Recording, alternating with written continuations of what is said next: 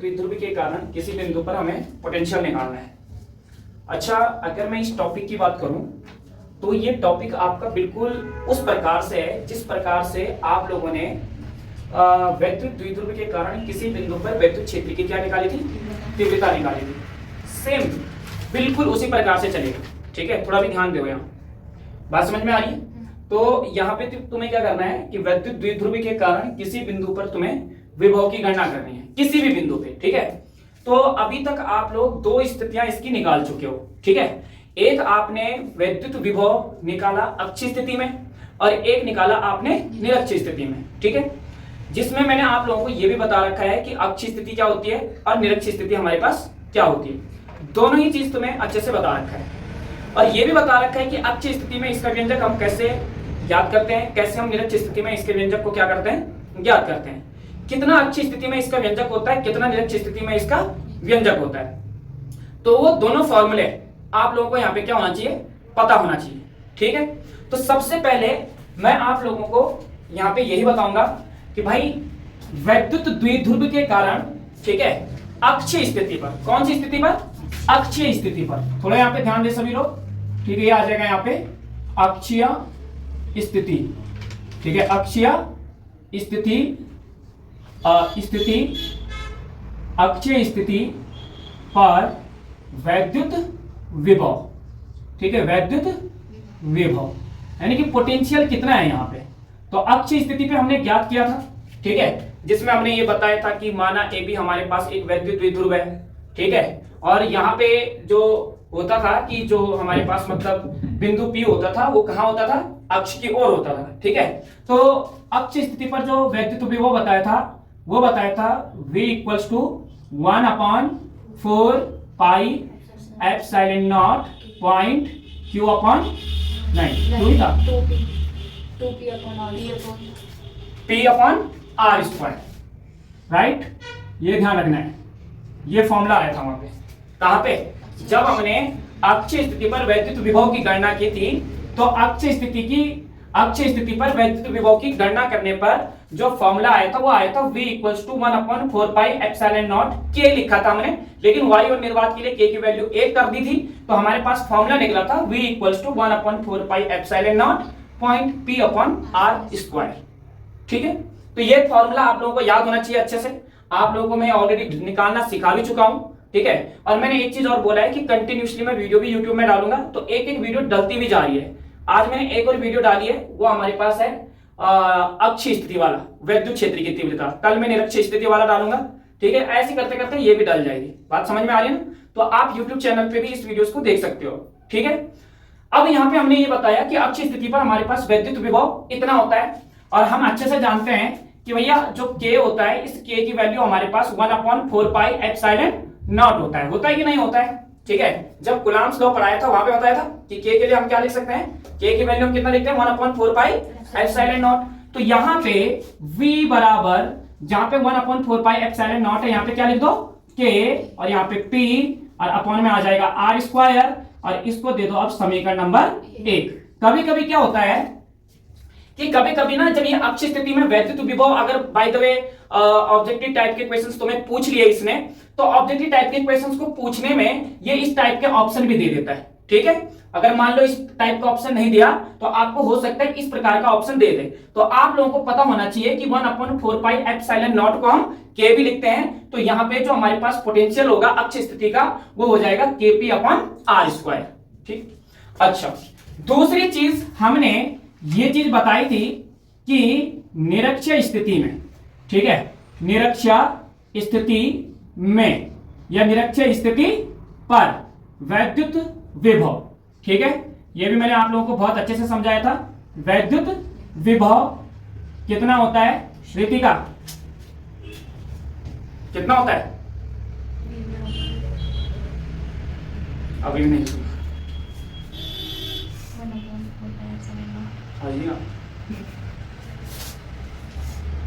कितना होता है सालनी, 0 होता है। मैंने बताया था तुम्हें बहुत अच्छे से कि निरक्षीय स्थिति पर वैद्युत विभव यानी कि यहाँ पे जो पोटेंशियल बताया था वो V बराबर कितना बताया था, 0, और इसको तुम मान सकते हो फिलहाल के लिए समीकरण नंबर 2। राइट, ये पोटेंशियल है, विभव निकाल रहे हो, ठीक है, वैद्युत क्षेत्र की तीव्रता से बाहर निकल जाओ। तो हमने ये बताया कि अक्षीय स्थिति पर वैद्युत विभव हमारे पास V बराबर 1/4 pi epsilon naught point P upon R square होता है, जिसको हम यहाँ पे इसकी वैल्यू K लिखेंगे, तो V बराबर KP अपॉन R स्क्वायर।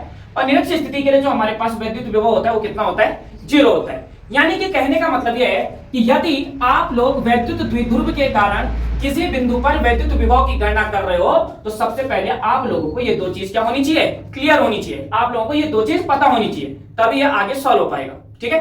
अब बढ़ते हैं टॉपिक की तरफ। देखो इसमें क्या करोगे, सबसे पहले इस टॉपिक में, ठीक है, अब ना हम अक्षीय स्थिति पे निकाल रहे हैं और ना ही हम यहाँ पे क्या कर रहे हैं, निरक्षीय स्थिति में निकाल रहे हैं। ये दोनों हम निकाल चुके हैं।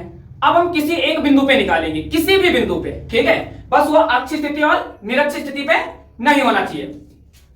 तो सबसे पहले यहां पे क्या करोगे, यहां पे एक वैद्युत द्विध्रुव का क्या करोगे, निर्माण करोगे। ये लो ऐसे इस प्रकार से यहां पे एक वैद्युत द्विध्रुव का क्या करोगे, यहां पे निर्माण करोगे या एक वैद्युत द्विध्रुव यहां पे बनाओगे, राइट।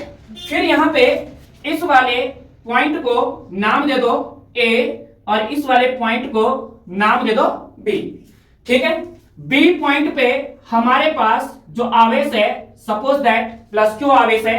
पॉइंट A पे जो आवेश है, सपोज दैट हमारे पास माइनस का Q आवेश है।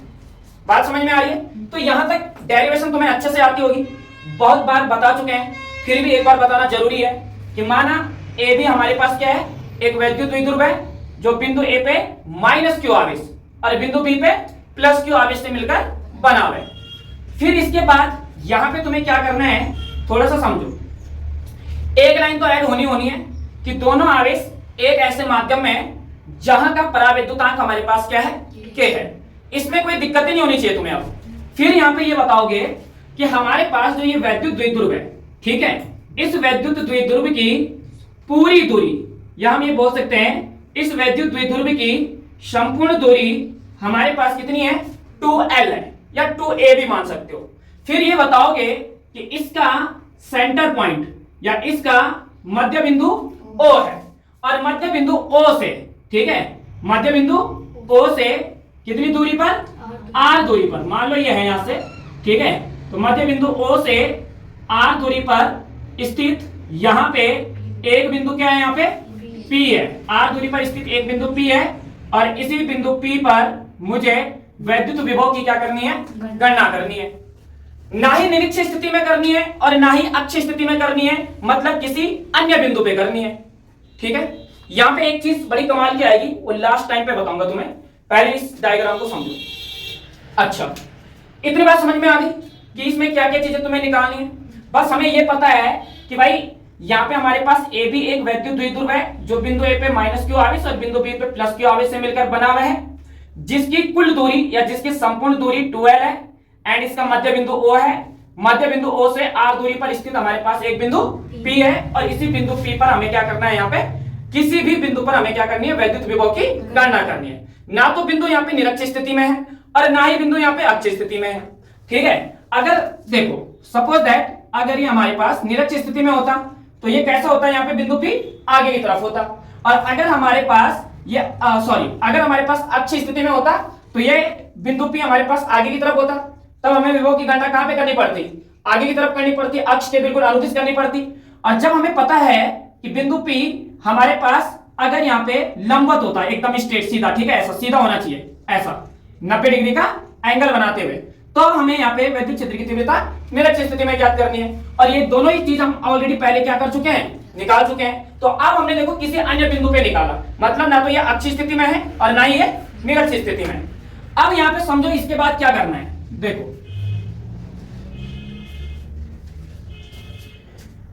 अब यहाँ पे ये बताना है, माना जो हमारे पास ये वैद्युत द्विध्रुव AB है, ठीक है, इस वैद्युत द्विध्रुव AB का अपना क्या होगा, वैद्युत द्विध्रुव आघूर्ण होगा, ठीक है।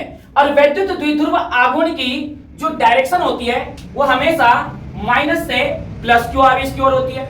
ये बात मैं तुम्हें ऑलरेडी वैद्युत क्षेत्र की तीव्रता में भी बता चुका हूं। यानी कि हमारे पास यहाँ पे जो ये इलेक्ट्रिक डाइपोल यानी कि AB है, इसका वैद्युत द्विध्रुव आघूर्ण माइनस से प्लस की ओर होगा, मतलब कि अक्ष के बिल्कुल दिशा में होगा या अक्ष के अनुदिश होगा, यानी कि कुछ इस प्रकार से ये। और ये हमारे पास क्या है यहाँ पे, ये हमारे पास है वैद्युत द्विध्रुव आघूर्ण, ठीक है। और वैद्युत द्विध्रुव आघूर्ण का फॉर्मूला मैं तुम्हें बता रखा है कि P बराबर क्या होता है 2qL या 2qa।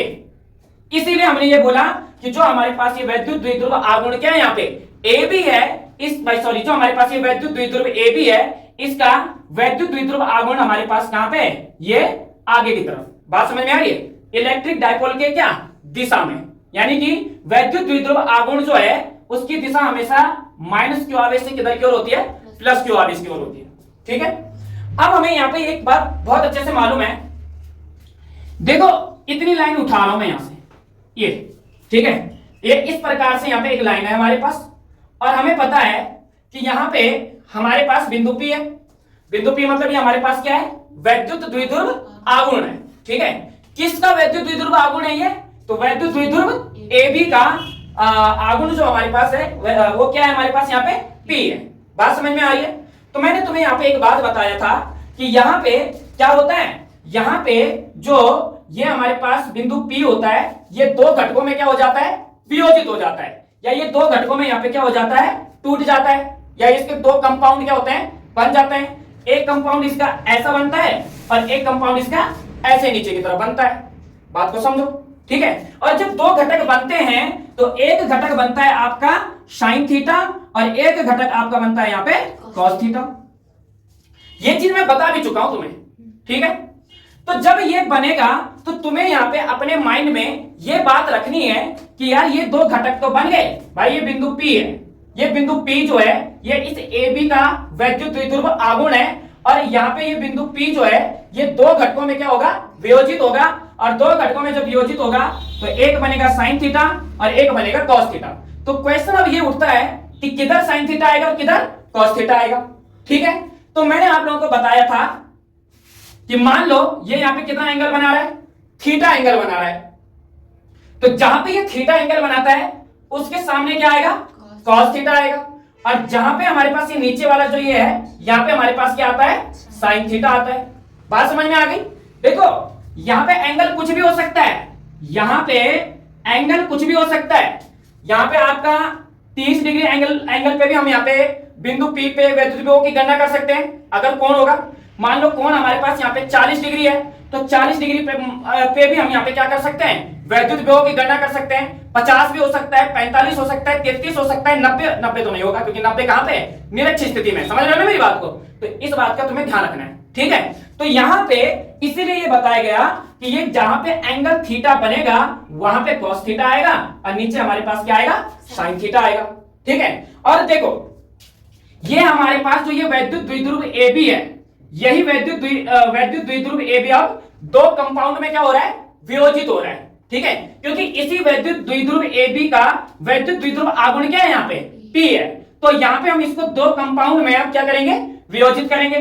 तो एक कंपाउंड तो ऑलरेडी क्या ऐसे ऊपर की तरफ जा ही रखा है, बस इस वाली लाइन को तुम्हें थोड़ा सा क्या करना है, ऐसे नीचे की तरफ ले आना है, और एक कंपाउंड इसका देखो ऐसे नीचे की तरफ टूटेगा ये ऐसे कुछ, और फिर यहां से इस वाली लाइन को कहां ले जाना है, ऐसे यूं ऊपर की तरफ ले जाना है, ये देखो ऐसा, ठीक है। ये हमारे पास यहाँ पे बन चुके हैं। बात समझ में आ गई। यानी कि यहां पे जब ये वैद्युत द्विध्रुव AB को हमने वियोजित किया तो हमारे पास दो और वैद्युत द्विध्रुव का क्या बन गया, कंपाउंड बन गया। एक हमारे पास मान लो इसको मैं बोल रहा हूं A' और यहां पे मान लो इसको मैं बोल रहा हूं B', इसको मान लो मैं बोल रहा हूं A" और इसको मान लो मैं बोल रहा हूं B'। तो अब आप लोगों को बीच वाले को भूल जाना है। बात समझ में आ रही है। यानी कि अब आपको ये पता होना चाहिए कि जो ये हमारे पास वैद्युत द्विध्रुव AB बीच वाला था, ये जो हमारे पास बिल्कुल अक्ष में बन रहा था, इसी के दो कंपाउंड टूटे हैं, और दो कंपाउंड जब टूटे हैं तो एक बना यहाँ पे वैद्युत द्विध्रुव हमारे पास A' B', और एक वैद्युत द्विध्रुव बना है हमारे पास A" B', ठीक है। जिस प्रकार से मैंने आप लोगों को यह बताया कि हमारे पास जो ये वैद्युत द्विध्रुव AB था, जिसके दो कंपाउंड टूट के ये बने हैं यहाँ पे, तो इसका वैद्युत द्विध्रुव आघूर्ण प्रारंभ में कितना था हमारे पास, P था। तो इनका भी अपना कुछ ना कुछ क्या होगा यहाँ पे, वैद्युत द्विध्रुव आघूर्ण होगा। बात समझ में आ रही है? यानी कि यहाँ पे ये थीटा एंगल बना रहा है, तो ये दो घटकों में ऐसे वियोजित हुआ है। एक घटक यहाँ पे है जो कि ये लाइन पूरी नीचे जा रही है, और एक घटक इसका यहाँ से ऐसे नीचे की तरफ आ रहा है, जो कि ये पूरी लाइन यहाँ पे नीचे आ रही है। और मैंने अभी बताया कि जब ये बिंदु P यहाँ पे दो घटकों में वियोजित होता है, तो यहाँ पे एंगल के साथ जो घटक लिखा जाएगा वो हमारे पास क्या आएगा, यहाँ पे P cos थीटा। P हमारे पास वैद्युत द्विध्रुव आघूर्ण होता है, और cos थीटा हमारे पास इसका पहला घटक हो जाएगा, और यहीं पे हमारे पास इसका दूसरा घटक क्या हो जाएगा, P sin थीटा हो जाएगा। इतनी बात समझ में आ गई? अब अगर इतनी बात समझ में आ गई तो बहुत अच्छी बात है, ठीक है, क्योंकि मेन ये यहीं तक है। क्योंकि हमें ये निकालना है कि भाई परिणामी तीव्रता इस बिंदु P पे कितनी है। तो वो अब कैसे निकलेगी, जब हम यहाँ पे A डैश और B डैश का क्या निकालेंगे यहाँ पे, कि इस पर कितना पोटेंशियल है, और A डबल डैश और B डबल डैश पे हमारे पास कितना पोटेंशियल है। जब हम इन दोनों का वैद्युत विभव निकालेंगे तो हम दोनों को प्लस करके परिणामी वैद्युत विभव का क्या कर सकते हैं, गणना कर सकते हैं। समझ में आ रही मेरी बात? एक बार फिर से मैं यहाँ पे समझा रहा हूं, जो जो चीजें मैंने यहाँ पे बनाई हैं, क्या क्या चीजें बनाई हैं, हो सकता है मैं आप लोगों से पूछने का प्रयास करूं, तो आप लोगों को यहाँ पे पूरा बताना है जैसे जैसे मैंने बताया। यहाँ पे मैंने क्या बोला, मैंने ये बोला कि माना ए बी हमारे पास एक वैद्युत द्विध्रुव है, जो बिंदु ए पे माइनस क्यू आवेश और बिंदु बी पे प्लस क्यू आवेश से मिलकर बना है। दोनों आवेश एक ऐसे माध्यम में स्थित हैं जहां का परावैद्युतांक k है। वैद्युत द्विध्रुव की संपूर्ण दूरी हमारे पास 2l है, जिसका मध्य बिंदु O है। मध्य बिंदु O से r दूरी पर स्थित हमारे पास एक बिंदु P है, और इसी बिंदु P पे मुझे वैद्युत विभव की गणना करनी है। माना जो हमारे पास वैद्युत द्विध्रुव AB है, इस वैद्युत द्विध्रुव AB का जो वैद्युत द्विध्रुव आघूर्ण है वो हमारे पास क्या है, यहाँ पे P है। तब ये P जो यहाँ पे है, ये वैद्युत द्विध्रुव आघूर्ण जो ये बिंदु P है यहाँ पे, ये दो घटकों में यहाँ पे वियोजित होगा।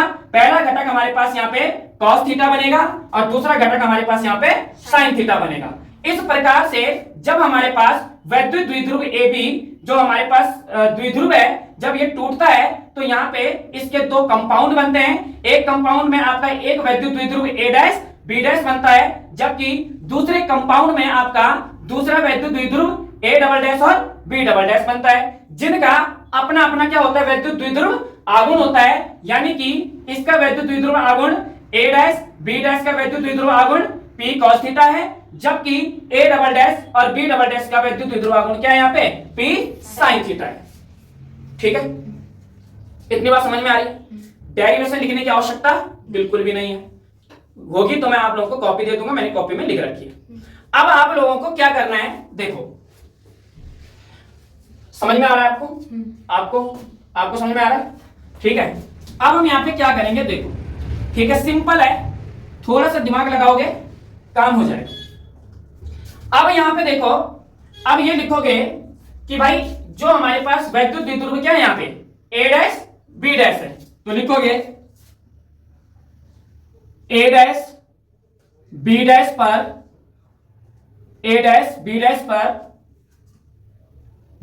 ऐसा नहीं, A डैश B डैश के कारण, A डैश B डैश के कारण बिंदु P पर वैद्युत विभव, बिंदु P पर वैद्युत विभव। अच्छा, कितना यहां पे हमारे पास वैद्युत विभव है, थोड़ा ध्यान से देखो, कितना वैद्युत विभव है, थोड़ा ध्यान से देखो कैसे। अच्छा, A डैश और B डैश, ये रहा यहाँ पे A डैश और B डैश, जो कि ऐसा बना हुआ है, ऐसा A डैश और यहाँ पे B डैश, और इसी पे हमारे पास ये बिंदु P है, यानी कि इसका जो वैद्युत द्विध्रुव आघूर्ण है वो बिल्कुल इसके क्या है, यहाँ पे ये हमारे पास बिंदु P इसी के जस्ट क्या है, इसी के अक्ष पे है। तो अगर बिंदु P इसके अक्ष पे है तो यहाँ पे A डैश B डैश के कारण बिंदु P पर जो वैद्युत विभव वाला फॉर्मूला लगेगा वो कौन सा वाला लगेगा, यहाँ पे अक्ष स्थिति वाला लगेगा, क्योंकि बिंदु P कहाँ पे है, अक्ष पे है। देखो ना यहाँ पे ऐसे ये लाइन जा रही है और ये बिंदु P बिल्कुल कहाँ पे है, इसके अक्ष पे है। ठीक है, और जब हम A double dash B double dash के कारण वैद्युत क्षेत्र की तीव्रता लगाएंगे तो हमारे पास कौन सी वाली स्थिति लगेगी, निरक्षीय स्थिति लगेगी। क्यों लगेगी, क्योंकि यहां पे देखो हमारे पास A double dash B double dash, ये हमारे पास इलेक्ट्रिक डाइपोल है, A double dash B double dash, ठीक है। और यहां पे जो हमारे पास यहां से मध्य बिंदु इसका O है और यहां से जो हमारे पास लंबवत रेखा जा रखी है r दूरी पर, वो कुछ इस प्रकार से जा रखी है, हल्की सी टेढ़ी। बात समझ में आ रही है। तो यहां पे हमारे पास, सॉरी हल्की सी टेढ़ी नहीं है, वो कैसी है, सीधी है, वो ऐसा यूं, ठीक है, सीधी मानी जाएगी वो, क्योंकि इसको थोड़ा सीधा करोगे ना तो ये एकदम सीधा रहेगा। अब यहाँ पे तो हमने हाथ से खींचा है तो लग रहा है हमें, बात समझ में आ रही है ना, तभी तो निरक्षीय स्थिति लगाओगे, ठीक है। तो ये ऐसा होता है, पूरा एकदम स्ट्रेट होता है ये, और यहाँ पे कितने डिग्री का एंगल बनाता है, ये 90 डिग्री का एंगल बनाता है। यानी कि अगर हम ये बोलेंगे कि ए डैश और बी डैश के कारण बिंदु पी पर जो वैद्युत विभव है वो हमारे पास कितना है, तो आप बोल सकते हो V बराबर हमारे पास है K, आगे क्या आएगा, P R स्क्वायर, और यहाँ पे ये फॉर्मूला लगेगा। और आगे हमारे पास देखो यहाँ पे ए डैश बी डैश के कारण बिंदु P पर वैद्युत विभव कौन सा है, यहाँ पे V1 है, क्योंकि दो वैद्युत विभव है, ठीक है। एक तो बिंदु P पे जो वैद्युत विभव है इस वाले वैद्युत द्विध्रुव के कारण है, और एक बिंदु P पे जो वैद्युत विभव है वो A double dash B double dash वैद्युत द्विध्रुव के कारण है। तो A double dash B double dash के कारण, sorry A dash B dash के कारण बिंदु P पर जो वैद्युत विभव है उसके लिए फॉर्मूला अक्ष स्थिति में हमारे पास कितना होता है, Kp अपॉन R स्क्वायर, जिसमें K ऐसी रहेगा P और इसका वैद्युत द्विध्रुव आघूर्ण क्या है, cos थीटा। तो यहाँ पे आ जाएगा Kp cos थीटा, और अपॉन में कितना आ जाएगा, यहाँ पे R स्क्वायर आ जाएगा, और इसको दे सकते हो आप यहाँ से समीकरण नंबर 1। यानी कि आप ये कह सकते हो कि जो हमारे पास यहाँ पे वैद्युत द्विध्रुव, जो हमारे पास यहाँ पे वैद्युत द्विध्रुव ए डैश बी डैश है, इसके कारण इस बिंदु P पे हमारे पास जो वैद्युत विभव है वो V1 बराबर Kp cos थीटा अपॉन में कितना है, R स्क्वायर। इतना हमारे पास यहाँ पे क्या है, वैद्युत वो है, क्या बोलते हैं, वैद्युत द्विध्रुव है, ठीक है। अब हम इसी प्रकार से आगे चलेंगे और दूसरी कंडीशन को देखो यहाँ पे। अब यहाँ पे लिखोगे कि ए डबल डैश और बी डबल डैश के कारण, A double dash B double dash के कारण वैद्युत विभव, ठीक है, के कारण बिंदु P पर, के कारण बिंदु P पर वैद्युत विभव, ठीक है। तो ये हमें पता है कि ये वाला जो वैद्युत द्विध्रुव है ये किस अक्ष में है, निरक्षीय स्थिति में। तो यहां पे हमारे पास V1 और V2 बराबर कितना आ जाएगा, 0 आ जाएगा, ठीक है। यानी कि यहाँ पे हमारे पास जो वैद्युत विभव है वो कितना है, यहाँ पे 0 है।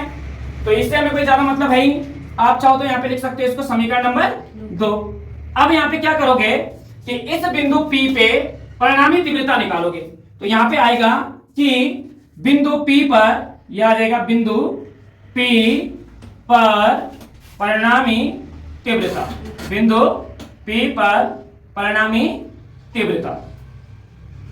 तो बिंदु P पर हम परिणामी तीव्रता नहीं, विभव, ठीक है, परिणामी विभव हम निकालेंगे। तो इसको हम रिप्रेजेंट करेंगे अब V से, और V बराबर V1 प्लस का V2, दोनों को हम समीकरणों को जोड़ देंगे। तो V बराबर आ जाएगा, V1 की वैल्यू तो कितनी आ जाएगी, Kp cos थीटा अपॉन में कितना आ जाएगा, R स्क्वायर, प्लस V2 की वैल्यू 0। तो इसका तो कोई वैल्यू नहीं है, यहाँ पे खत्म हो गया मामला। तो ये आ जाएगा V बराबर Kp cos theta upon R square. यही इसका क्या निकल गया, आंसर निकल गया। ये इजी भी है बहुत, ठीक है। यानी कि हम ये कह सकते हैं कि वैद्युत द्विध्रुव के कारण अगर हमें किसी भी बिंदु पर विभव की गणना करनी है तो हमारे पास जो फॉर्मूला आएगा वो फॉर्मूला क्या आएगा, V बराबर Kp cos थीटा अपॉन में R स्क्वायर। इतना फॉर्मूला आप लोगों का यहाँ पे क्या होगा, बनेगा। समझ में आ गई मेरी बात। अच्छा, इसके बाद देखो, मालूम है जब हम क्या करते हैं, अक्षीय स्थिति में वैद्युत विभव की गणना करते हैं ना, जब हम अक्षीय स्थिति में वैद्युत विभव की गणना करते हैं तो थीटा बराबर कितना माना जाता है? 0 डिग्री। तब थीटा बराबर कितना होता है? 0 डिग्री। और जब हम निरक्षीय स्थिति में निकालते हैं ना तो थीटा बराबर कितना डिग्री हो जाता है? 90 डिग्री। इस बात का ध्यान रखना है कि जब हम वैद्युत विभव अक्षीय स्थिति में निकालते हैं, ठीक है, यहां पे देखो, अगर मुझे वैद्युत विभव किस स्थिति में निकालना है? यहां पे अक्षीय स्थिति में अगर मैं क्या निकालता हूं? वैद्युत विभव निकालता हूं, तो मुझे यहां पे पता होना चाहिए कि थीटा बराबर कितना डिग्री होता है? 0 डिग्री। और अगर थीटा बराबर 0 डिग्री तो ये वाला फॉर्मूला लगाया ना हमने, ठीक है। यहां पे एक और चीज, विभव का मात्रक क्या होता है? वोल्ट, ठीक है। तो अब हमने इसी फॉर्मूले की मदद से हम इसको आगे सॉल्व कर सकते हैं। कैसे? देखो, अगर मैं इसको यहां पे रख दूं, यानी कि अगर हम ये बोलें कि किसी भाई वैद्युत द्विध्रुव के कारण किसी बिंदु पर विभव कितना होता है, तो आप लोग ये बोलोगे कि इतना विभव होता है। फिर आप लोग यही फॉर्मूला लगाओगे, V बराबर के पी कॉस थीटा, अपॉन में क्या आएगा? Are square. तो V बराबर आएगा के पी कॉस थीटा की वैल्यू कितनी है? 0 डिग्री, बटे में कितना आ जाएगा? Are square. तो V बराबर के पी कॉस 0 की वैल्यू कितनी होती है? 1, और बटे में क्या आएगा? Are square. तो V बराबर आ जाएगा के पी आर स्क्वायर, और विभव का मात्रक वोल्ट। अब बताओ, अक्षीय स्थिति के लिए हमारे पास क्या इतना ही तो होता है फॉर्मूला, या इतनी तो इसकी गणना करते हैं हम, जो हमने यहाँ पे स्टार्टिंग में बताया था। समझ रहे हो ना मेरी बात को? और अगर मैं यहाँ पे 90 डिग्री पे निकालू इसको, मान लो ये अक्षीय स्थिति के लिए मैंने बताया यहाँ पे, जो कि हम पहले भी निकाल चुके हैं, ठीक है। अगर हम ये बोले कि निरक्षीय स्थिति में कितना होता है, देखो, निरक्षीय स्थिति में, तो निरक्षीय स्थिति में अगर हम विभव की बात करें तो थीटा बराबर कितना डिग्री माना जाएगा? यहाँ पे 90 डिग्री होता है यहाँ पे थीटा बराबर, क्योंकि एंगल सीधा लाइन इसमें सीधी स्ट्रेट जाती है। तो यहाँ पे यही फॉर्मूला लगेगा फिर, ठीक है। तो यहाँ पे कितना आ जाएगा? V बराबर के पी कॉस थीटा अपॉन में आर स्क्वायर। V बराबर के पी कॉस थीटा की वैल्यू 90 डिग्री, बटे में आर स्क्वायर। तो V बराबर के पी कॉस 90 की वैल्यू 0, बटे में आर स्क्वायर। फिर हमारे पास आएगा V बराबर के पी की इंटू 0 में करो, 0 बटे आर स्क्वायर, आर स्क्वायर का भाग 0 में दो, तो V बराबर कितना आ जाएगा? 0 वोल्ट। समझ में आ रही मेरी बात? और यही हमारे पास निरक्षीय स्थिति में होता है। अब मान लो कि अगर ये ऐसा बोल देना यहाँ पे, तुम्हारे पास थीटा कुछ भी दे दे, भाई देखो ये एंगल किसी भी बिंदु पे हो सकता है। मान लो यहाँ पे ये 30 डिग्री पे बना हुआ है, तो थीटा की वैल्यू कितनी रख दोगे यहाँ पे? 30। मान लो अगर हमारे पास कोई एंगल यहाँ पे 50 डिग्री पे बना है, किसी भी बिंदु पे बना है, तो 50 पे बना है तो यहाँ पे कितना रखोगे? 50। 60 पे बना है तो 60। 0 पे अक्षीय स्थिति हो जाती है और 90 पे निरक्षीय स्थिति हो जाती है। उसके अलावा जितने भी एंगल आएंगे उन एंगल को यहाँ पे रखोगे और कैलकुलेशन को सॉल्व करोगे, तो तुम्हें वैद्युत द्विध्रुव के कारण किसी भी बिंदु पर विभव क्या हो जाएगा? गणना हो जाएगी वहां पे। इसीलिए इस फॉर्मूले को यहाँ पे क्या किया जाता है? निकाला जाता है। अभी बात समझ में आई? ठीक है। तो इस प्रकार से आप लोगों को ये पूरा का पूरा क्या करना है? टॉपिक करना है, ठीक है। चलो